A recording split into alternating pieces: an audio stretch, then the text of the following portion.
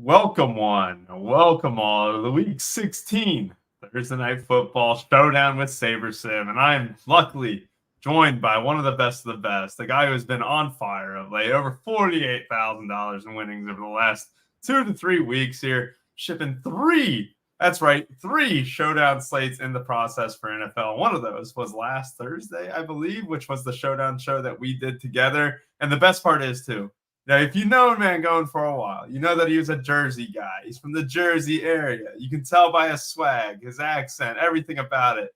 And some would say that's the best Travis, East Coast Travis. But then he went to Denver for a brief time. But now we get East Coast Travis back. He is in the middle of Florida. How are you doing, Travis? Yes, I am. East Coast Travis is back for a couple of weeks, so we're here. I'm upset I didn't get the I didn't get the on fire or he's heating up. There you go. He's on fire. On fire. I didn't know I have to stop it. You did a better job of managing the board than I did, but I didn't get that. But happy to be here and break down the slate tonight. I know we have to be a little bit quicker because Rubio's got his ugly Christmas sweater on because he is celebrating at the small RPS party with some people. The real question is, will Big T be in an ugly Christmas sweater? You know, I think the line is plus 800. Yes. Minus 1250. No. I think that's the answer there. I could see Big T rolling in with an ugly Christmas sweater, but it's like a Denver Nuggets one. It's like a Jokic one, and he just wears it once a year, and that's for a Christmas party. I think that might be sharp to go yes. Okay, well, all I know is if Big T is wearing an ugly Christmas sweater, I want a picture sent to my phone personally when he picks you up or whenever you meet up with him. And two, if you're smart, you cop a picture and you put that thing on Twitter. You will get the clout. I'll tell you that. People would love to see that. So I do need to learn how to farm engagement. Like I need to call centers that don't go under 46.5 points and rebounds against the Timberwolves in 114 straight games. I got to start coming up with that stuff because apparently it gets 2 million views. Even though everyone hates it, it's a great engagement farmer there. But we got a slate tonight, man. We get Rams and Saints. This is actually a very decent game. A total in the mid-20s here. It should be a lot of fun. What's also interesting is that K. Fallick early on in the morning, whenever he calls a slate very interesting, I have to perk up a bit. And he was running some teams, and you have to make a decision at the top. And what we're going to do here, we're going to go ahead and run a base build real quick, see where the opto is spitting out, see where the ownership might kind of go to, see who's over and under-owned, and then we'll kind of move on from there. But Mangone, it's an interesting slate between two decent teams. Yeah, I actually don't – I mean, I haven't looked that deep at it, right? But I thought about the slate, and I was like, I think I'm going to like this slate. Like, as I said last week, right, Rubio, my head's on the pillow and I'm thinking about the slate, right? I was like, I think this slate could be fun. A lot of guys that you can spend on here on this slate. And listen, there's a lot of cheap options that you can kind of mix and match around. So makes for an encouraging slate. I didn't love seeing Kyren Williams as the most expensive guy on the slate, but that's probably for the better of his ownership, which if you've been, on the premium shows with us for the main slates, Kyren Williams has been one of my guys for sure. So expect I'll be considering him a lot tonight. But we also have a quarterback slate with just like two quarterbacks that like do not have ceilings, right? Like if I told you two guys that in the year 2023, Matt Stafford and Derek Carr, I was going to call him David for a second, Derek Carr, those two guys, their upside just seems so bad right now. Like even Stafford, like if he has a good game, it's like he gets you like 22 or 24. Like it's just not, he doesn't have that huge game in his outcome. So I don't know. I'm curious to hear what you think about the quarterback and the captain idea. I'm sure it's not a great idea, and I'm sure a lot of people are not interested in that. But I think there's enough position players where we can have a lot of fun here on this slate. I think whoever plays quarterback at captain tonight is helping pay the rake in terms of just winning upside. I think it's a fine play if you're trying to increase your floor across the board or whatever, but we're trying to win the top prize. We're trying to win, $500K tonight or something like that, where I think your upside is just so capped. Like you still have Taysom Hill, like just vulturing those waters from Derek Carr. You still have two very clear targets in Kupp and Nakua. And I don't see why anyone would want to play them. And right now, their projected ownership is 16%, which, hey, they can have they can have all 16, 17% of those ownership combined with the captain. But what's interesting, Mangone, is that what I saw here in the flex, just off the initial 150 with no changes at all, just strictly organizing it by like projected score, basically, we get no Alvin Kamara, which is very interesting on this slate because what it is doing is it wants Cup, it wants Kyron, it wants the Rams. I mean, these Rams are a little bit more easy to predict. Obviously, like we know Kyron's going to touch the rock. Even after fumbling twice, he'll still have a massive ceiling game. And Kupp and Nakua, two of the great wide receivers here. Stafford's consistent. And then after that, it kind of trails off. However, you can't say the same for the Saints studs. Derek Carr can't get Olave the ball. Derek Carr can't hit Rashid Shaheed deep. Derek Carr sucks. And Alvin Kamara's snaps sometimes trend down randomly, like 28 snaps a couple games ago. It's a little bit more security on the Rams side, but we want to do is we probably want to get a lot more exposure on the Saints side than we're currently getting. Yeah, I assume we're getting more Rams exposure overall with Rubio, which, I mean, I talk about it on the shows a lot. Like, I don't know what's going to happen tonight. Neither do you, but we have an idea. I feel really confident in wanting to get exposure to these Rams. I think there's some really good players on them, but I'm not ignoring Saints at all, right? Like, I don't think it's a 5-1 day at all. I'm probably not going to play any 5-1s, but when we ran the base build, how many 5-1s did we get, Rubio? Let's talk about that first real quick. Yeah, we get about 11% 5-1s, 33% 3-3s, and I imagine the 4-2s are almost all Rams. Rams, right?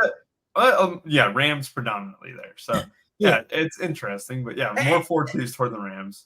It doesn't mean that 4-2 Rams will be bad, but I might lean into the 4-2 like Saints and 3-3 seats. I just might lean into those a little more than the field. Because I X my 5-1s, like I might stay like pretty even in the field on my Rams 4-2s and 3-3s. And then I might just get overweight on those Saints sides just because I think those are interesting. And that's something when we run everything, once we make our adjustments, I wouldn't mind looking at some Saints combinations of 4-mans just to see what on earth they spit out. Because sometimes you look at them and it doesn't make a lot of sense. And then like sometimes you look at the Saints 4-man and you're like, wow, they just all have defense, right? And then you understand, well, the reason why is because of the defense. And is that something I want to do? So those are things when I run everything, I kind of like the research. I like to say, hey, if I think Kyron Williams is a good captain, well, what is the, you can hit the hourglass on it and then see what teams are or what players are matching up with that a lot. And it just tells you a lot of information about that build, which is something that as we build our teams and make our adjustments, we can kind of go through. Yeah, absolutely. Let's go ahead and just go through some of these punts that are popping up. So we're seeing just a little bit, right? 18%, 17% on some of these punts, 200. Foster Moreau's hitting at an insane clip at 2K.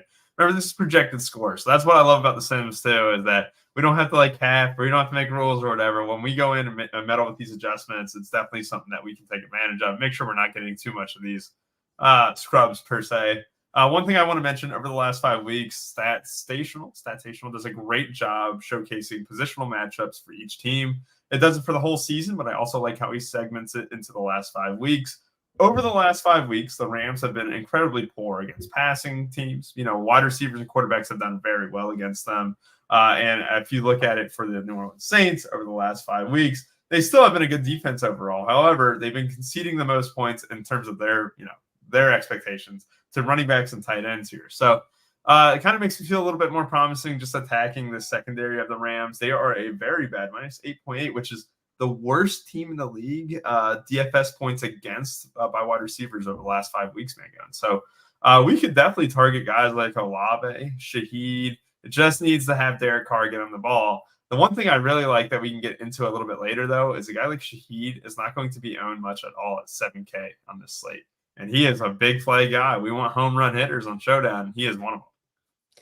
Yeah, I have donated some money on Rashid Shaheed like this season, and I don't think it's going to stop tonight. I'll say that. He seems like someone that I'll be interested in. And like another thing to call out with the Saints is, dude, they have so many guys like that you can just like pick out of nowhere that like catch the ball like every week. I feel like a new guy pops up I've never heard of. So Jimmy Graham is still catching touchdown passes. I think he's got 3 on the season, which is just egregious. But that's going to make embracing some of these Saints kind of interesting here for sure. So definitely down to mix and match some of these guys. This is a spot where like, I'm not going to be like, give me 70% Shaheed, right? I feel like the spot that I'm going to like kind of like space my plays out a little bit is the Saints, like just pass catchers, right? When it comes to either running backs, tight ends, receivers. So also, what's Taysom Hill's price? Is he overpriced or underpriced on the slate? 6.6K. That's I think that's a fair price on Showdown.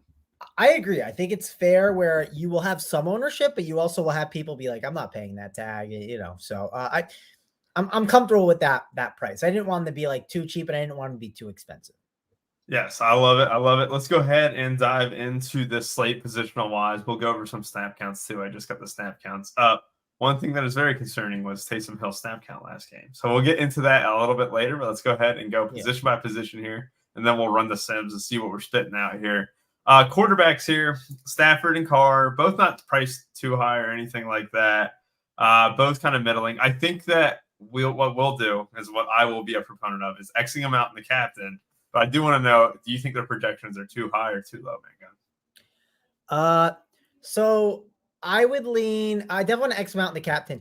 I would lean on this side of if I like run everything and I'm getting like Stafford 90% like in the flex and like Carr like 75, I would probably lower them a little bit. I kind of want to embrace either being even with the field or even just slightly under.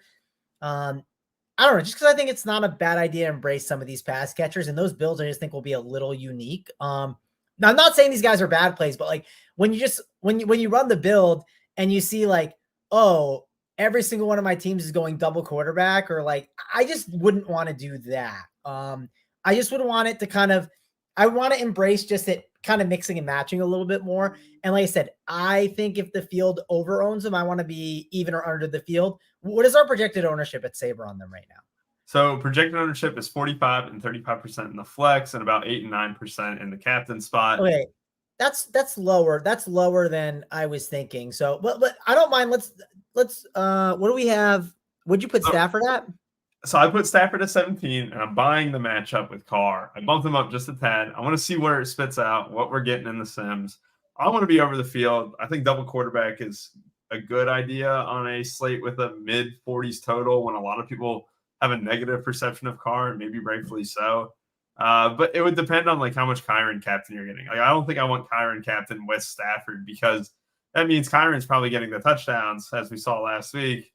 And Stafford, despite throwing a 70-yard pass to Cup, like wasn't really that impressive. So I don't mind getting a little bit off Stafford. You know, his receivers can definitely get there, and he might not have to in that case. Let's just do this review. Can you lower Carr a little bit? Just because I'd love to see how much. I think naturally we'll get a lot more Carr, and we'll know that. I just want to see based on lowering both quarterbacks. And again, we can rerun this. We're not going to rerun it on the show, but I want to see if you lower both the quarterbacks just a tad from their original projection, how much do we actually get? And I think that'll tell us a lot of information about the slate. So not saying Carr's going to have a bad game, but I think if you lower the projection than what the field does, it'll just give us information on the slate that'll be valuable. Love it. Let's go ahead and move on to running back. We bumped the quarterbacks down by about a half point here. Kyron is the guy. It's the highest price in the slate, but also one of the best plays in the slate. Despite fumbling twice last week, he ended up just crushing the slate. I kind of see the same thing happening tonight. I think his role is so safe. He's actually a pretty dynamic runner, too. He's been really good. I don't see myself really fading much at all. What about you, Megan? Yeah, I want him as the best projected play on the slate. So, like, if somehow Cooper Kupp is projected better, like, I would make sure he's at least above just because he's the highest priced guy, right? So, I think he's the best play on the board. And I also think he deserves that price tag. So, I would want him as the highest priced guy. And then this is where it gets tough, right? Kamara, Royce Freeman, he's fine where he's at. He's going to get work. It's not like it's going to be small work, but he will get some. Kamara is the one we have to figure out what to do with. I'm torn. I think Kamara's just been so up and down throughout the year. What's your opinion on how to handle Kamara? I think he's one of the best plays in the slate. The Saints have absolutely trounced teams in recent weeks, 24-6, 28-6. So the last two games that they were trailing, one was against the Lions in a 33-28 game. Kamara got 8 targets, 6 catches for like 70 yards or whatever, right? That's not even including his touchdown equity or anything like that. Game before that, they lost 24-15, 4 for 50 through the air. I think his floor in a trail script, if you think the Saints are going to lose, if you guys think the Saints are going to trail, I have faded Kamara in the past when I think the Saints are going to lose. It is not a fun experience. He gets a lot of checkdowns. Carr loves checking it down to him. I can easily see 5 catches for 50 yards being like the base of a losing script. And I think that in that scenario, we can't discount the rushing yards or whatever. He has an easy path to 20. I think that we bump him up, still below, Kyron by quite a bit, still below Kyron by like over 2 points. But the fact that we got none of him in the opto does show that, hey, he might be going under owned today. He is only 34% in the flex. I would imagine about 13% in the captain. So about less than half the field is going to own him. I think he's one of the better plays here. Yeah, well, like I had said before, I want to play more Saints. And if I decide to not play Kamara as a higher projection, what's going to happen is most of my teams are just going to be Kyron, Kupp, Puka, right? Stafford, quarterback, like just all going to be similar builds and then mixing and matching these crappy guys down low. And I don't necessarily want that. So I think it makes sense. Let's bump Kamara here. All right. Jamal Williams getting so much work. He started last game, even over Kamara. What is it, about 8 touches that you can expect from him? 9 touches last game, about 8 game 4. What do you think about Jamal? Like, we can get him closer to the kickers. He probably won't pop a ton either way, but it's definitely worth having a discussion. Yeah, I guess the debate is Taysom Hill. We know Taysom Hill's projection is like he didn't play as much last game, but I assume he plays a little bit more in this game specifically. Just because I think he was like a little banged up before, right? So, yeah. I mean, I'll let you use the judgment on. I just don't want to have too much Jamal. I think Jamal is one I want to be cautious with compared to some of these other Saints. I guarantee you we'll still be under 6.25. I think 30 yards, 35 yards, maybe a catch or something like that. And you factor in the touchdown equity. I think it's like a fair projection, maybe a little bit on the high side, but I do want to see what a 6.25 projection gets on a guy who has been getting a lot of snaps. I mean, the snap count was 50-50 last week. Yeah, another key, Rubio, is what I would do is I'd look at his prop closer to game time. I think that could give us a lot of information when you're building your team. So I'll definitely trust your judgment here on how to handle that situation right now, though. But I do think his player prop could indicate a lot closer to game time. Yeah, 100%. The thing is, 50-50 snap count. I don't want to. If Jamal bashed in a touchdown, I would be so sad. I'm like, of course. I mean, the dude's getting half the snaps or whatever. But then again, his snaps aren't as effective as Kamara. Let's move on to pass catchers here. It's a good slate for Saints wide receivers. I mean, it's one of the best matchups in the league, as I touched upon earlier over the last 5 weeks. It's interesting, too, because the 2 best wide receivers, though, in terms of just projections, are Puka Nacua and Cooper Kupp. Obviously, great. I think that we're a little bit low on Olave. I think we're a little bit low on Rashid Shaheed. And both these guys projecting for lower ownership than Kupp and Nacua is interesting to me. What say you? Yeah, I want to bump those 2 up. So I think we bump those 2 up. I think that makes sense. Who is playing the slot work? Because I know the Saints, we can target them the most in the slot. Not the Saints, the Rams. Who's the guy that you would look at there, you think the most based on the snaps you got in front of you? So Demarcus Robinson has always been an outside, or not Demarcus Robinson. Sheesh, they've run a lot of 3 wide receiver sets and 2 wide receiver sets. A.T. Perry's an outside guy. I can't see him ever fidgeting in the middle of the slot. So to me, it would be Olave or Shaheed. Lynn Bowden getting some work, the former UK Wildcat, going to Lexington today. Got to shout that out. Narrative is there. I would think that amongst the 2 tight end, 2 wide receiver sets and stuff, you'll see a lot of Olave or something. Shaheed. Let me go ahead and check on Pro Football Focus too, and go ahead and touch on the other teams. I tend to agree on that, Rubio, just because, and that's something I've been targeting on main slates recently, and it hasn't came to fruition completely yet, but been waiting for it to. And I was watching games and I was just like, man, I see Shaheed in the slot, he's getting the opportunities, and it just seems like a Shaheed or Olave spot in the slot for sure, rather than an A.T. Perry. He kind of is. When Michael Thomas went down, he slid into that role. That's how it worked out. He went on the outside role, Michael Thomas, and these other 2 have been in the slot more. So it's Olave a lot in the slot, and it's Juwan Johnson who gets a lot of work in the slot too. He's had 155 snaps in the slot, I think, passing snaps in the slot. They use a lot of their wide receivers. Shaheed and Olave split a ton. So it's kind of like this mix and mash of hey, we all share. We all play the same position overall. Yeah, it's interesting. Obviously, that's probably risen since Mike Thomas has gone down. I wonder if I can segment it to like what certain weeks that we can kind of break it up into. But yeah, it's a lot of tight end like Juwan Johnson, Shaheed, and Olave splitting that work. So makes a lot of sense. And Keith Kirkwood caught a touchdown last week. Yeah, so let's bump all those guys, I guess, for the most part. Like we won't bump Perry. I don't need to bump Kirkwood, but like those three, I think the Johnson. If you want to bump Kirkwood a little, I don't think it's a terrible idea, but I think that's a good. Let's bump those Saints. That's going to do exactly what you and I were talking about. Getting a little bit more Saints than the field too, as well, by doing this. Yeah, I think it's important to do that too. We'll get him ahead of Jamal Williams. So let me go ahead and just sort by the Saints wide receivers real quick too. So Yeah, that we no, that's see what fine. I'm doing. No, One thing that I do want to mention is that the fact that Foster Moreau is popping up. Foster Moreau got 73% of the snaps at tight end last game.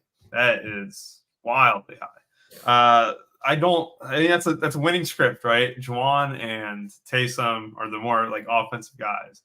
Jimmy Graham, even you can throw in that mix. So was it the fact that they were leading is the reason why he got so many snaps? Because he translated those into 5 targets. Very important. I mean, 2K feels a little bit light, and we were getting a ton of him. Should we bump up or bump down Foster Moreau here, Megan? I don't mind just leaving him and then seeing what happens with him, and we could always make adjustments later. Like one thing I'm curious about is when we make all these adjustments, what happens to Puka and Cooper Kupp, because we haven't really touched them too much. And if I don't get a lot of those guys, which I assume I still will because we bumped the quarterbacks down. If I don't, then I might make some adjustments back to some of these options because I do want to have a lot of Cooper and Puka. We haven't talked about them a ton. I do think they're still very strong plays, but I do think maybe playing more of the position players today just kind of makes a lot of sense. Perfect. And so I'm going to make an executive decision just because, when you cross paths with Big T and you don't have Taysom Hill in any of your teams, that's probably a bad omen. So yeah, we gotta make sure we have some Taysom. I'm in agreement. We gotta make sure that we bump Taysom up a bit, see how much he's hitting, because I do think that Taysom in your lineup is a really unique way to find the optimal. Because if you have Taysom in your lineup, that means you assume he scores maybe once or twice, and that's kind of the way it is. I'm going to go into nerd mode here. In soccer, it's easy to play a 5-1 goalkeeper in showdown and win. Because the other team didn't do anything. And in soccer, if a team doesn't score a goal, a lot of guys don't do anything, and everything correlates. But Taysom Hill, you put him in your lineup, you're expecting the Saints to have a majority of their touchdown scoring or majority of their scoring from Taysom Hill. And if they only score like 14, 17 points or whatever, your path to finding that optimal team kind of rises. I know that's deep nerd mode, Travis, but it is something that I feel like I associate with Taysom Hill more, that if he's in the lineup, I'm way more inclined to absolutely go 4-2 Rams or even 5-1. Yeah, I see the thought process behind it. I mean, I think it's fine, but I think anything can happen with it. So, but I would have to also see how that salary fits with other options. I think that kind of is part of the equation as well. I think you'd agree on that, right? Yes, 100% agree with that. Let's move on to Rams wide receivers. Is Tutu Atwell in or out, Mango? Well, so here's my thing. Did he practice much this week? Do you know that? I'm checking now. So, like, the reason I asked this question is he's good. He practiced all week? He is cleared to play. Okay, but did he practice during the week? Yes. Okay. The reason I asked that is Sean McVay.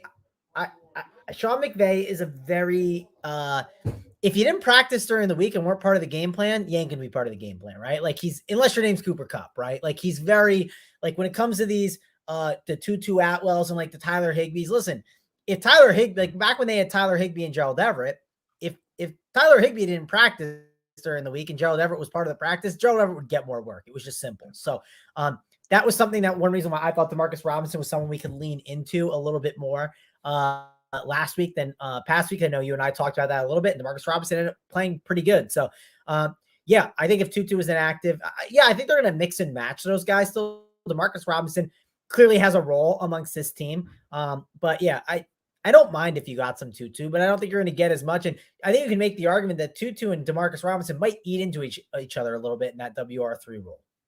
Yeah, I think it's easy to look at the Browns game. Is that the one that Tutu got hurt in, right? I believe it was week 13.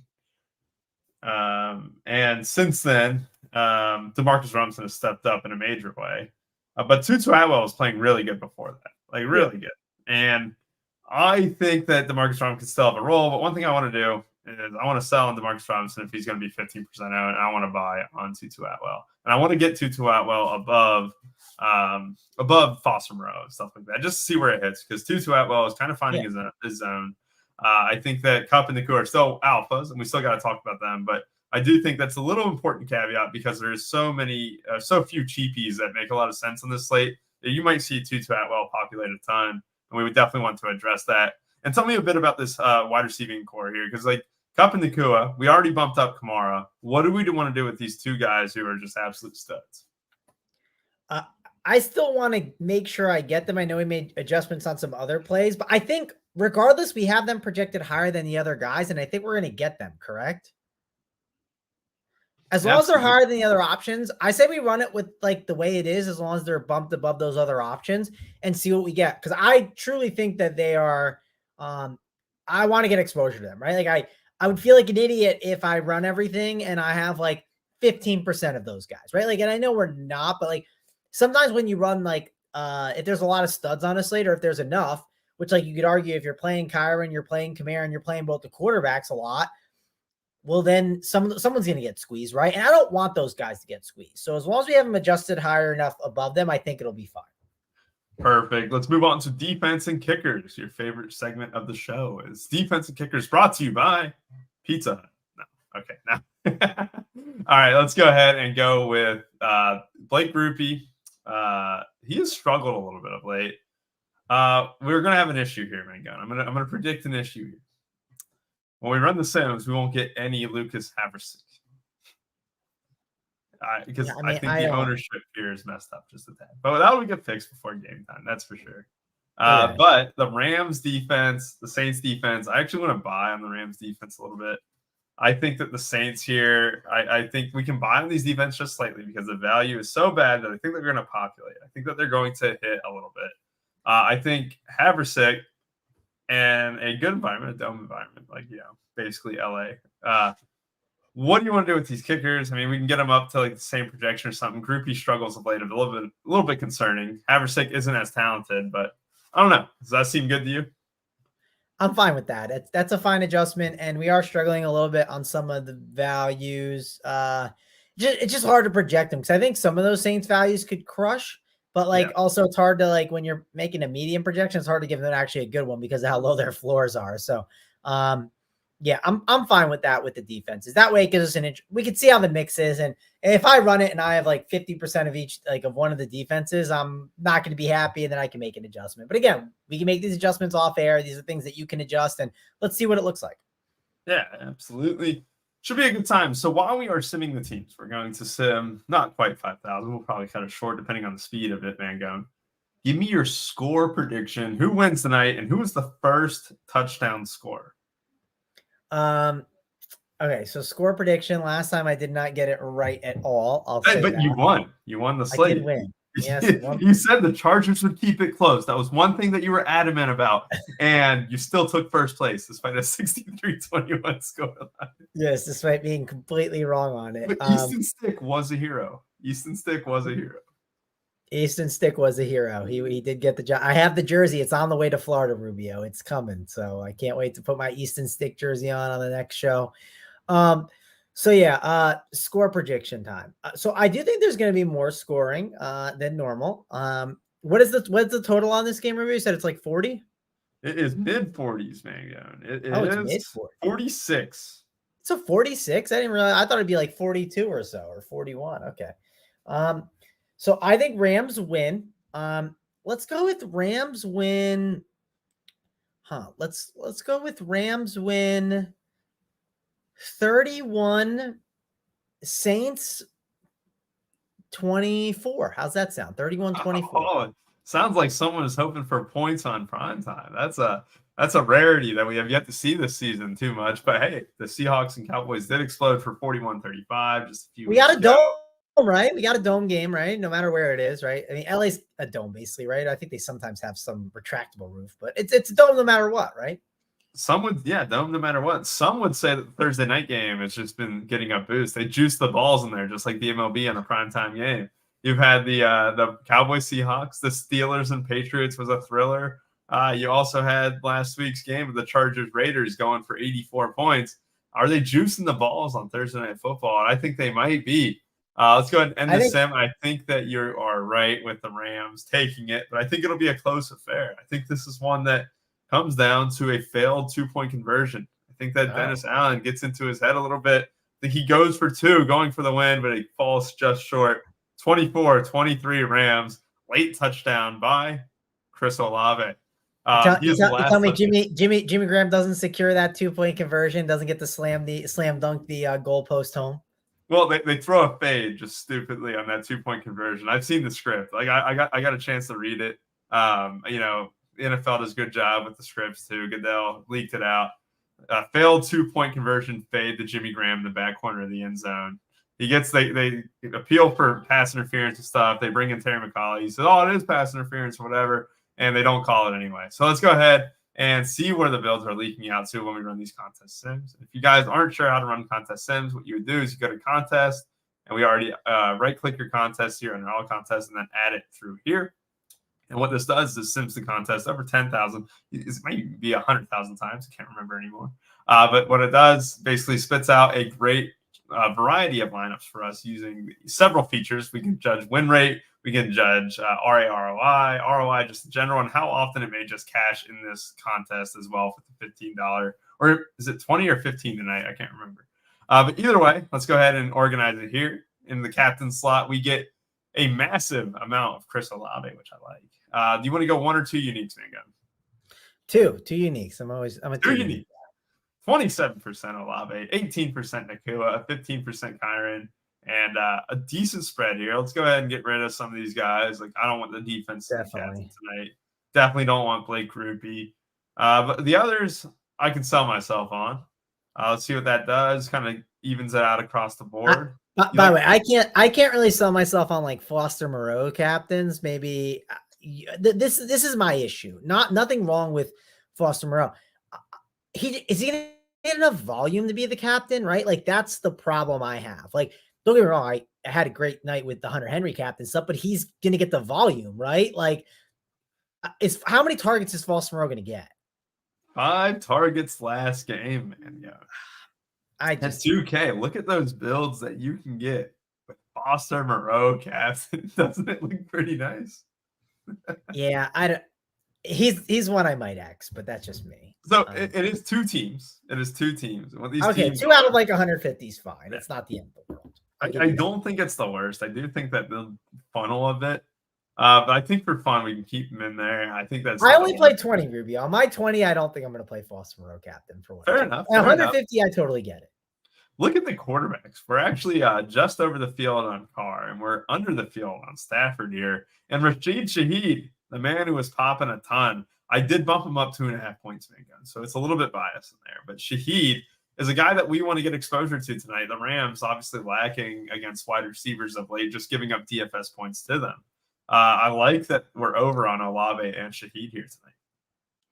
Yeah. So we're over on Olave. That's good. Lower on the quarterbacks in general. I'm assuming it's because of our captains. We're on Cup. Oh, yeah. So we're high on. Where's Puka Nacua? Puka's probably the lower one. Yeah, actually, no, it's not that bad. Go to captain exposures if you could. Yes. Okay. All right. Nice. Actually, I like the way that looks. I think it looks good right now. Can we look at our 4-2s and the 3-3s, all those different ones, the stacks, what they look like? Yeah, absolutely. So we get 20% 5-1. Let's look at the 4-2s real quick. So majority of it is Saints. So we're going against the field in that sense. Foster Moreau is the top captain there. So don't forget that. He's the top. So it's like the best team. But this is what I was gonna ask. On the 4-2s, who are our captains? Can I look at that real quick? Yes, absolutely. Let's go ahead. Oh, we forgot to click it. We did click it. All right. Yeah. It is Chris Olave. Nakua, basically your same duo. I like that. And like, honestly, one thing I don't mind in some 4-2s Saints that could be interesting is you could have like a Kyron Williams captain with like a Cooper Kupp and then like 4 Saints, and I don't think that'd be terrible for sure. It's just those are like unique builds that I like to look at when I run everything. So like on the one thing I really liked about the Seattle slate, and I was close on the Seattle slate again, was I noticed that JSN was my favorite captain because of what it did for the rest of my lineup. And yeah, the 4-2 Seattle's look sweet with JSN. So that's something I kind of, when I sift through things and look at teams, I noticed. And yeah, I don't know. I think these 4-2 Saints are looking decent. Besides the Foster Moreau ones, even though I know you like that one more than me. But that Foster Moreau team's not that bad. Yeah, it's not that bad when you look at it. Like I did X out that Hunter Henry captain that I had in my team, like in my pool. It was like the 5th ranked build or something like that when I was looking at it. I think I sent that to you. So like I want to be careful if a captain is barely populating, but they are in like a top 20 team. I might want to tend to keep that from moving forward for those who run multiple lineups and stuff, because I've gotten rid of some winners, and Hunter Henry captain was definitely a winner that I got rid of. But yes, I think that when we go back to the 4-2s here, what's funny about that Eagles slate, it was a 5-1 Seahawks that won it. I mean, that was kind of unexpected. It was. I X'd out the 5-man, so I don't want to go back and see what could have been, but I did X the 5-mans. I will say that. The great thing about Saber is you can go back and definitely see if you left out that 5-man or not. I don't want to. I don't want to see. I'd rather not look at the pain, and I felt very good about how I handled the slate, so I can't be mad. So 5-1 Saints feels a little bit overly aggressive here. I think that we can X out 5-1s on the slate. I think that's the path that I would want to do. Is that something that you're going to fiddle with? I'm fine with Xing them. I know on the Steelers slate specifically, like I was getting 40% Steelers, and I just said, okay, I understand. I like the Steelers. They're good, but let's do a max of 15%. It was either 15 or 20. I forget which number I ended up doing. But point is, I do whatever you're comfortable with. For me, I am actually comfortable with Xing the 5-man Saints just because I feel that good about, like, you know, there's enough options between like Kyron, Puka, Cooper Kupp, and Matthew Stafford. Like there's just, and even those cheap Rams receivers, there's enough where I'm okay getting rid of the 5-1s today. Yeah, absolutely. I agree. I think that one other thing to note too is Alvin Kamara, we are underweight on, despite bumping him up 2 whole points. We are underweight in both the captain and in the flex. Someone that I might want to try and get more of. I just do think that his floor is just crazy good. However, I think what this is telling us, despite bumping him up, and we're not getting a ton of like Kupp and Nakua either, just like, you know, in terms of just, hey, and we're getting a little bit of Kupp. You're getting enough in the captain. I think that's why. Yeah. I think my concern is the value, because Bryson Hopkins is in the top team, man. Bryson Hopkins is the 3rd string tight end for the Rams. Yeah. I don't love that. I don't love the lack of value. I mean, this isn't a Jamal Agnew slate, which, by the way, I didn't get any props for that from you. You know, it's your first time seeing me since the Jamal Agnew slate. Yeah, sick. Now you're going to do it now? This is great. Yeah, I mean, your Jamal Agnew got there. I'll admit, I didn't know what I was going to do with Jamal Agnew going into that slate. I didn't up his projection, and I didn't move it. I just left it. So maybe I should give you some props for helping me just kind of not get off him completely. And I had some good teams that night too. So thank you for the Jamal Agnew shares, Rubio. Yeah, we can also thank Kurt. One thing I want to do is I want to fiddle around these 2K guys or 200 guys, see if there's anyone who get playing time that isn't projected too high at all. I bumped down Skoranek. I think it's just because his projection was so low. It was one of the first ones that was low. But it doesn't look like anyone's in that Agnew role who could potentially get snaps and, you know, potentially just be a gadget play. Because if you promised me 4 or 5 from a 200 guy, I would be way overexposed to them just because it is so stud heavy. One thing I did predict is that we wouldn't get any Haversick in our teams. That is right. So definitely check back in Saber later today and build a little bit later on to make sure that you can get some Haversick in your teams. But yeah, we're getting a little bit of Jamal Williams too. We're getting 17%. That's probably a little bit high. Well, let's check out some of these teams here. You know how you fix this, Rubio? You play mid-tier captains more. Like you kind of embrace like those guys a little bit. That's how you kind of make this all work. So let's embrace the mid-tier captain. Let's embrace Rashid Shaheed. Yeah, the problem is there's not many. It's like the only mid-tier captain is Shaheed, right? That's the issue. Yeah, it's or you know what we can do? Let's embrace Juwan Johnson. I don't mind embracing some Juwan Johnson captain for what it's worth. That one looks nice right there. Just a Rams onslaught with both Saints tight ends. I don't bad. love that one is. I mean, Look, so this one I can get behind. Yeah. So this is what I do. This is what I do when I notice I'm struggling with, I want to get a lot of the exposures better and I'm having trouble like getting exposure to all these guys that I want, which obviously have to make some decisions. Then I start looking at the mid-tier captains, deciding what do those look like and are they better and will they help me up those exposures? And I agree. I like that team. Yeah, I don't mind that. So yeah, that's not a bad one. And in fairness, well, maybe not here. I was gonna say maybe like some of these Jamal Williams teams could be Haversick or something like that. But I can get on board with a team like this easily. Javon Johnson, Alvin Kamara, Foster Moreau, Derek Carr from the Saints with Kyron and Cup. Like one reason I get on board with that, Rubio, a lot is when you look at the team, you're like, well, it's making some pretty big fades, right? You're playing 4 Saints and you're not playing 1 Saints wide receiver, which how many teams will have 4 Saints and not have one of the wide receivers? That's rare. On top of that, you have the tight end and the captain, which is unique, and you're only playing 1 quarterback, right? Like there's a lot of uniqueness to that setup. Let's go ahead and just find a Juwan Johnson with Olave without Jamal Williams. Let's see. Stafford with Cup and Nakua. You're fading Kyron, but you're getting Juwan Johnson, Olave with Groupie. Carr with Olave, Juwan with the Rams defense. This is some interesting teams. I think that tonight's slate is tough overall. I think it's tough for everyone too. That's one thing to note. Everyone's in the same boat as you. So if you're wondering, oh man, my lineup feels gross, my lineup feels awful. Well, think of how many people are saying that right now. I don't love this slate on paper, Mangum, but I do think it's a good opportunity to maybe get unique. I think maybe taking more of a shot on guys like Jamal Williams in the captain, which again, we're strictly talking for first place, right? I would never do Jamal Williams in a captain in a single entry or anything, but the captain builds with some of these cheaper guys, maybe a little bit more in play to get some of these studs.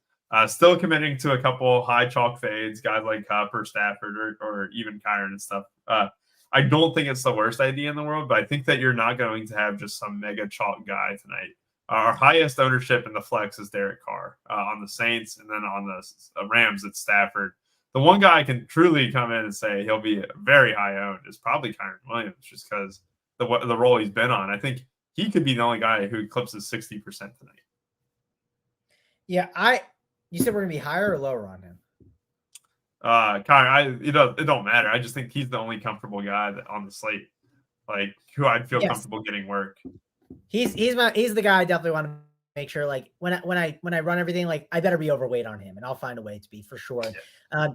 I mean, one thing too, like I always leave a max salary. Like I max it at 49700. That's what I do on every single slate. And I'm going to do that. Like I know and it's going to probably make my teams even more uncomfortable than others, but it forces me to have uncomfortable teams to start, which I personally have preferred, and it's helped minimize my dupes, no doubt. And if you do worry about dupes, which I worry about them, there's a dupes category that you can sort by too if you wanted to. I know Rubio looks at that sometimes, but yeah, that's something I know. When you said, hey, look at this Foster Moreau captain team, Rubio, it was at 49800. So I will not be getting Foster Moreau at $49,800 leaving that team. So and I will be making out on this sexy Olave captain with Bryson Hopkins.